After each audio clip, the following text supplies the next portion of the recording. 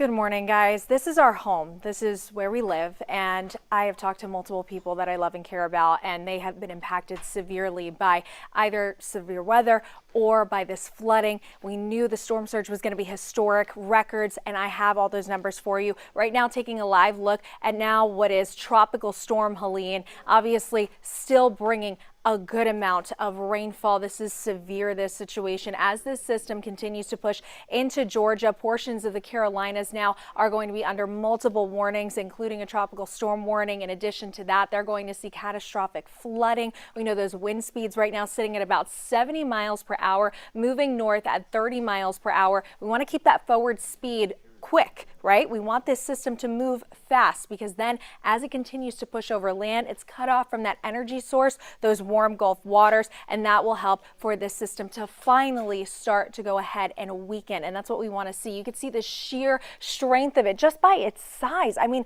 look at this. We continue to see just all of that rain shield right here over towards Charleston. So as you're waking up this morning, what you need to know, Helene, now a tropical storm pushing into other portions of the southeast. Another thing you need to know is that I've spoken to multiple people. Around 3 o'clock in the morning, I got a call from my friend Bill talking about how his house was underwater. More of my friends as well down in South Tampa seeing all of that flooding. I had friends in St. Pete calling me that they had no power, still without power in some areas, and the record water levels are here. They're in. This is fresh data for you. We see Clearwater peaked at almost right there, 7.5 feet, just under it, 6.5. And we see 7 feet of surge over towards East Bay. Look at this. The record previously only just at 4.5 feet. This was historic. Guys, I can't stress it enough. Port Manatee as well, 6 feet. Previously, that record at 3.5. I mean, this is ridiculous. We're doubling those records in most of these numbers.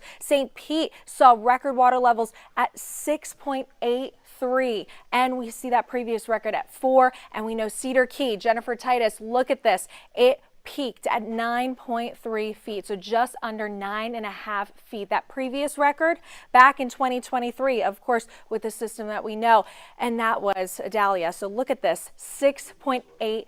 So 7 feet of storm surge previously. This time was 9, almost 9.5. What you need to know as well, high wind reports, 80 miles per hour over towards Cedar Key. And in addition to that, we see that the system's still bringing a lot of rainfall to other areas. We know that there's good amount of banding. There's short acres that dealt with all the flooding, and we saw the rainfall there, and we continue to see too that we have that tornado watch in effect until 6 o'clock. Here are those water levels dropping now to moderate. All of that great news for us over towards Cedar Key, dropping down. And go ahead, Mike Prangley's here with me, helping me out. St. Pete now at a minor flooding stage. Okay. So that is great news for us. Thank you, Amanda. Great to be with you, meteorologist Mike Prangley. And yes, our hearts go out to you. A lot of prayers this morning, and we're thinking of you. We're trying to pass on some brighter news, and I do have some. Okay, we take a look at the latest for the St. Petersburg tides.